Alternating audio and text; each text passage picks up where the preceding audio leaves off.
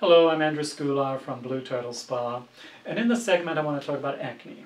Acne is a very unfortunate disorder that millions and millions, like 50 million people suffer from. Okay? It is not easy to control, but it can be controlled. And there is no cure. So we have to deal with acne as we have it, as we find it. Acne is a genetic predisposition, okay?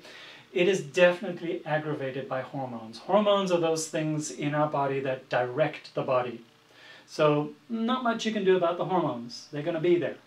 But we're going to try and take care of everything else so that the hormones don't do too much damage. So acne is a result of many factors. It's not just oiliness. And as I explained in one of the earlier segments about physiology of the skin, the oil that we produce is pretty sticky. It's thick. Okay? But with acne, you get lots of other factors that come into play there. There's bacteria. There's hormonal imbalances. There's the amount of sensitivity of the skin. All those things come into play in terms of the acne condition. So there's a lot that we have to deal with. When we look at teenage acne typically is primarily hormonal based. And that is the androgen hormones, testosterone and progesterone, which are implicated in a lot of excessive oil production, but not just that. If you have a genetic predisposition for acne, the receptors on the cells that make your oil change, and they become, instead of like a testosterone receptor, they become a dihydrotestosterone receptor. Okay, adding 2 hydrogen atoms makes a huge amount of difference. There's no such thing as, it's just a couple of hydrogen atoms. Huge difference. Any slight molecular change changes the picture completely. So what we're going to look at with teenage acne is ways that we can try and address the conditions without expecting there to be a change in hormonal levels. When we look at acne in terms of the physiology of the skin, this is a pore. Okay, I'm not a great artist. This is a hair follicle. This is your epidermal layer, which is the outermost layer of the skin that sheds millions of little cells every day. These cells at the upper layer get shed.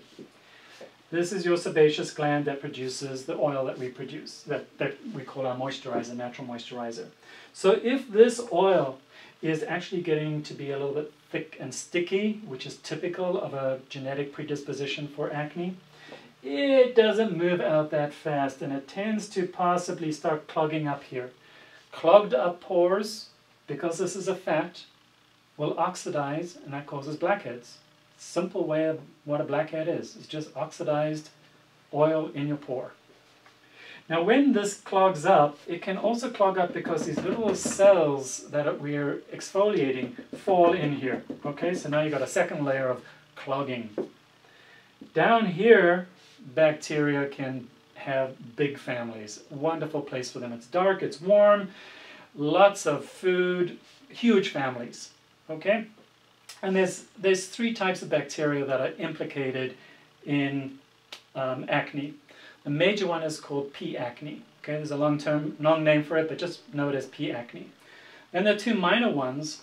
Both are Staphylococcus related bacteria. One is the S. aureus, and the other one is S. epidermidis. Okay, play minor roles. The major one is P. acne. Anyway, all of them can make a nice big family out of this area in the pore. Soon as there's bacteria there, your immune system sees that, and your immune system will attack. Okay? Soon as your immune system attacks anywhere in your body, there is inflammation. It's a natural process of the immune system. So you get an inflamed area. That's why you always know that you have an acne lesion, is because of the inflammation, and you know that that acne lesion has got bacteria in it. The immune system will do a great job of killing off the bacteria. Majority of us have good immune systems that will kill off those bacteria. The pustule that we get is typically a lot of dead cells, including dead immune cells, that come to the surface. Okay? That is not living bacteria. That is not something that you're going to spread the bacteria over your skin. Okay? Fallacy that people have created saying, don't pop your zits, it's going to spread the bacteria. That's a fallacy. Okay? Then the other important thing about the immune system attack is that we break down collagen and elastin when the immune system attacks, whenever there's inflammation. This breakdown of collagen and elastin causes the potential of scarring and pitting.